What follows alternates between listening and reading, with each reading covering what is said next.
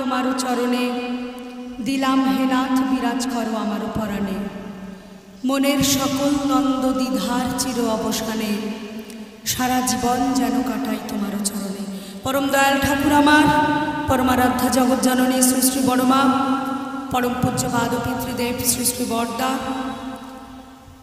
আমার ঋত্বিক দেবতা পরম পূজ্যপাদ আচার্যদেবের রাঙারাতুল চরণে আমার প্রণাম জানাই। উপস্থিত প্রত্যেককে আন্তরিক আনন্দিত জয়গুরু জানাই। আমার এখানে এসে সব থেকে ভালো লাগছে, বিশাল মাঠের মধ্যে উৎসব। আর সব থেকে ভালো লেগেছে যেটা, সুদূর কলকাতা থেকে আমি যখন আসার পথে রাস্তার দুপাশটা প্রাকৃতিক সৌন্দর্য, চারিদিকে দুপাশে হলুদ সাদা সর্ষে ক্ষেত, ভীষণ ভালো লাগছিল। আমরা তো খুব পলিউশনের মধ্যে থাকি, দূষণের মধ্যে থাকি, আমরা খুব ভালো লাগলো এখানে আসার পথে। এখানে এত মানুষ যুক্ত হয়েছেন কিন্তু সেই এককেন্দ্রিক এক আদর্শকে ভালোবেসে, সে আদর্শ যিনি আমাদের জীবনেশ্বর, জীবন দেবতা পরম দয়াল শ্রী শ্রী ঠাকুর, যিনি সত্যানুসরণ গ্রন্থে প্রথমেই বলছেন আমাদের সর্বপ্রথম আমাদের দুর্বলতার বিরুদ্ধে যুদ্ধ করতে হবে, সাহসী হতে হবে, বীর হতে হবে।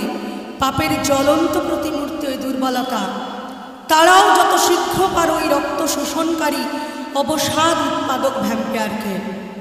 তিনি আমাদের জীবনে সুপার হিউম্যান লিভিং, জীবন যুদ্ধের সেনাপতি। কে কি বলেন জানি না, আমি বলি তাকে আমার জীবন যুদ্ধের সেনাপতি পরম দয়াল শ্রী শ্রী ঠাকুর।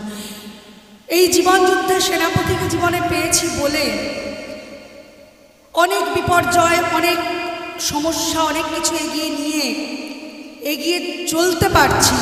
তিনি সাথে রয়েছেন বলে আজ এত বছর জীবনের শুরু থেকে। তা আমাদের তাঁর পথে চলতে হবে। তাই মানব জীবনের মুখ্য উদ্দেশ্যটা হলো আত্মজ্ঞানটাকে লাভ করার, জীবন বোধটাকে উন্নত করা। তা জীবন বোধটাকে উন্নত করতে গেলে, আত্মজ্ঞানটাকে লাভ করতে গেলে এককেন্দ্রে কেন্দ্রায়িত হয়ে থাকতে হবে। সে আকাশের ভগবানকে বিশ্বাস করলে চলবে না, বা মাটির মূর্তিকে বিশ্বাস করলে চলবে না। জীবন্ত আদর্শ, জীবন্ত বিগ্রহকে, যাকে আমরা পেয়েছি জীবনে পরম দয়াল শ্রী শ্রী ঠাকুর, তাকে নিয়ে চলতে হবে। আর আমাদের এই উৎসবের সার্থকতা সেদিনই লাভ করতে পারবো আমরা, যেদিন তার কথা, তার বাণী, তার নীতিগুলো আমাদের জীবনে স্বতঃস্ফূর্তভাবে চারিয়ে তুলতে পারবো। যেটা মা বলছিলেন একটু আগে, স্বতঃস্ফূর্তভাবে চারিয়ে তোলা। সে চারিয়ে তোলাটা কি? ঠাকুর বলছেন যে আমরা বলি না যে দীক্ষা নেওয়ার কথা বললে অনেকে বলেন না এখন দীক্ষা নেব না, বয়স হোক তারপর দীক্ষা নেব। কেন না? পরকালটা ঠিক হওয়ার জন্য।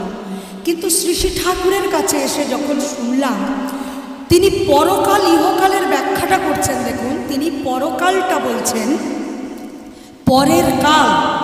পরকাল মানে কিন্তু আমরা মৃত্যুর পরে স্বর্গে যাব কি নরকে যাব, সেখানে কেমন থাকবো তা নয়। শ্রী শ্রী ঠাকুর পরকালের ব্যাখ্যা দিলেন পরের কাল। সেই পরের কালটা কি না? আমার সন্তান সন্ততি, আমার পরিবারের, আমার পরবর্তী প্রজন্ম। আমার পরবর্তী প্রজন্মের মধ্যে তাকে কতটা চারিয়ে তুলতে পারলাম, তাকে কতটা প্রবেশ করাতে পারলাম তার মনের ভেতরে, এটাকে তিনি বলছেন পরকাল। তাই পরকালটাকে ঠিক করার জন্য, হাত ধোয়ার জন্য বা হাতের জল শুদ্ধির জন্য দীক্ষা নেওয়ার কিন্তু প্রয়োজন নেই। দীক্ষা নিয়ে শিক্ষা ধরিস আচার চোখে করে সার, আচরণী বোধচয়নে জ্ঞানের সাগর হনা পার। সদ্দীক্ষা তুই এক্ষুনি নেই, ইষ্টেতে রাগ সম্প্রীতি, মরণ তারণে নাম চপে কাটেই অকাল জম্মিতি। তিনি বলছেন না সদ্দীক্ষা আজ নেই, কাল নেই, পরশু নেই, একটু পরে নেই। তিনি বলছেন সদ্দীক্ষা তুই এক্ষুনি নে, ইষ্টেতে রাগ সম্প্রীতি, মরণ তারণ এনাম জপে কাটেই অকাল জম্মিতি। তাহলে পরকালটাকে ঠিক করতে গেলে কার প্রধান গুরুত্ব প্রয়োজন, কার ভূমিকা প্রয়োজন? না সন্তান, সন্তানের মান। সন্তান মানে হলো সমতান। এই সমতানটা কার? সমতানটা মা আর বাবা, এই দুজনের সমতানিক ফলটা হচ্ছে একটা সন্তান। মঞ্চে কথা বলবেন না প্লিজ। সন্তান মানে সমতান। ঠাকুর বলছেন সন্তান কথার অর্থ। তা সমতানটা কি? একজন মার বাবার মিলিত ফলটা হলো সন্তান। তাহলে ঠাকুর প্রথমেই বলছেন সুপ্রজনন, সুবিবাহটা ঠিক করলে, সুপ্রজননটা ঠিক করলে সমাজটা কিন্তু সঠিক আদর্শের পথে যদি নিয়ে যেতে পারি আমরা, তাহলে কিন্তু সমাজটা একটা সোনার ফলবে। তিনি চিত্তরঞ্জন দাসকে বলছেন, দাসদা আপনার তো স্বরাজ স্বরাজ স্বরাজ আনার কথা বলছেন, সে স্বরাজটা আনবে কে? কার হাতে দায়িত্বটা দিয়ে যাবেন? যার হাতে দায়িত্ব দিয়ে যাবেন সেই মানুষটি ঠিক আছে তো আপনাদের? তাকে আগে ঠিক করুন, তাহলেই কিন্তু তার জন্য কিন্তু সুবিবাহ সুপ্রজননটা যেন ঠিক হয়। তিনি বলছেন উন্নয়ন আর সুপ্রজনন এই তো বিয়ের বলে, যেমন তেমন করে বিয়ে করিস না কবলে। ঋত্বিকাচার্য কৃষ্ণপ্রসন্ন ভট্টাচার্য, তাকে বহুদিন আগে শ্রী শ্রী ঠাকুর বলছেন, কৃষ্ণদা সামনে এমন একটা দিন আসছে তখন মানুষ এক মুঠো সোনা কিনতে পাবে কিন্তু এক মুঠো অন্ন পাবে না। আজকের যা পরিস্থিতি, আমাদের সামাজিক অবক্ষয়, সামাজিক পরিস্থিতি যা, তখন বললেন ঠাকুর এই পরিস্থিতির জন্য 3টে রিফরমেশনের প্রয়োজন। সেই 3টে রিফরমেশন কি? তা দীক্ষা, শিক্ষা এবং বিবাহ। তিনি প্রথমেই বলছেন দীক্ষা, অর্থাৎ দক্ষ হয়ে ওঠা। একজন মা পারে তার সন্তানকে সঠিক আদর্শের পথে নিয়ে যেতে, একজন নারী পারে। তিনি বলছেন নারী হতে জন্মে জাতি, থাকলে জাত তবেই জাতি। নারী হতে, তাহলে নারী কথার অর্থ হলো নারয়তে ইতি। বেদের কথায়, বেদের ভাষায় আমরা জানি নারয়তে ইতি, পালন পোষণ আর বর্ধন, এই 3টে গুণের সমন্বয় যার মধ্যে রয়েছে তিনি হলেন নারী। বেদের ভাষায় তাই বলা হচ্ছে। আমরা দেখি এই যে বাগানে বিভিন্ন চারা গাছ, ছোট চারা গাছ থেকে একদিন এই ছোট চারা গাছগুলো উপযুক্ত জল, মাটি, বাতাস পেয়ে তারপরে কিন্তু একটা মহিরুহে পরিণত হয়। তেমনি একটা ছোট্ট শিশু থেকে একটা পূর্ণ মানুষ হতে গেলে জীবনে প্রথমেই তাকে ধরানো লাগে আদর্শ কেন্দ্রিক জীবন, আদর্শ মাফিক জীবন। শ্রী শ্রী ঠাকুরের কথায় নিষ্ঠা, আনুগত্য, কৃতি সম্বেগ, পরিপালন আর পরিপোষণ, এইগুলো দরকার। আর তিনি যে 5টা নির্দেশ দিলেন আমাদের, নির্দেশ কেন বলছি, নির্দেশ নয়, আমার বাবা সভাপতি ঋত্বিক শ্রী মানিক রায়, তার কাছে যেটুকু শুনেছি, তিনি ঠাকুরের সঙ্গ করেছেন। শ্রী শ্রী বড়দার হাতে গড়া মানুষ, যতটুকু তার কাছে শুনেছি, ঠাকুর বলেন, শ্রী শ্রী বড়দা বলতেন যে নির্দেশটা কিন্তু পাল্টানো যায় সময় বিশেষে, নির্দেশটা কিন্তু পাল্টানো যায় না। তাই শ্রী শ্রী ঠাকুরের দেওয়ার নির্দেশটা হলো যজন যাজন ইষ্টভৃতি স্বস্তয়নী সদাচার বিধি এবং অজপার নাম, যেটা পরম পূজ্যপাদ আচার্যদেব বলছেন, অজপার নাম আমাদের প্রতিদিন 8 ঘন্টা করে নাম করতে বলছেন তিনি। নামে মানুষকে তীক্ষ্ণ করে, ধ্যানে মানুষকে স্থির ও গ্রহণক্ষম করে, ঠাকুরের বলা কথা।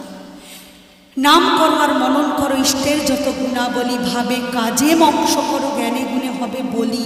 এই বলিটা কিন্তু, বলি বলতে ঠাকুর বলছেন বলবান হওয়া। নাম করো আর মনন করো ইষ্টের যত গুণাবলী, যে ইষ্ট আদর্শ গুরু, সদ্গুরু আমাদের জীবনে রয়েছেন, ইষ্ট আদর্শ গুরু, তিনি বলছেন নাম করো আর মনন করো ইষ্টের যত গুণাবলী, ভাবে কাজে মক্ষ করো জ্ঞানে গুণে হবে বলি। তাই ইষ্টকে জীবনে ধরিয়ে দিতে পারেন পিতা মাতা। তাই একটু যদি পুরনো দিকে যাই আমরা, 550 বছর আগে খ্রিস্ট জন্মে পিথাগোরাস বলছেন একটা সন্তান জন্মের জন্য মা বাবার দুজনের ভূমিকার প্রয়োজন নেই, একজন পিতার ভূমিকাই যথেষ্ট। মায়ের কোনো ভূমিকা নেই, মা শুধু আধার মাত্র, সন্তানকে ধরে রাখতে পারে। অ্যারিস্টটল এসে বলছেন সেই নিয়মটাকে, তথ্যটাকে তিনি ধূলিসাৎ করে বলছেন, একটা সুস্থ সন্তানের জন্মের জন্য পিতা মাতা দুজনের ভূমিকা যথেষ্ট প্রয়োজন, অ্যাক্টিভলি প্রয়োজন। তিনি বলছেন উচ্চ মনোভাবা সম্পন্ন পিতা মাতার সন্তান হবে উচ্চ মনোভাবা সম্পন্ন, নিম্ন মনোভাবা সম্পন্ন পিতা মাতার সন্তান হবে নিম্ন মনোভাবা সম্পন্ন। আজকে আরেকটা বিশেষ দিন, যার আজকে জন্মদিন, স্বামী বিবেকানন্দ। তিনি বলছেন উত্তিষ্ঠত জাগ্রত প্রাপ্য বনান্নি বোধত। তিনি বলেছিলেন ভুবনেশ্বরী দেবী তার মা, পরিমাপিত শক্তি। শ্রী শ্রী ঠাকুরের ভাষায় মা কথার অর্থ পরিমাপিত শক্তি, যিনি তার সন্তানকে পরিমাপ করে দেন। ভুবনেশ্বরী দেবী কিন্তু পরিমাপ করে দিয়েছিলেন তার সন্তানকে, তাই তিনি আজ বিশ্বের কাছে স্বামী বিবেকানন্দ। তার জন্মদিন আজকে। তিনি বলছেন যে ঈশ্বর আর ভগবান দুজনের মধ্যে কোনো তফাৎ নেই, কোনো পার্থক্য নেই।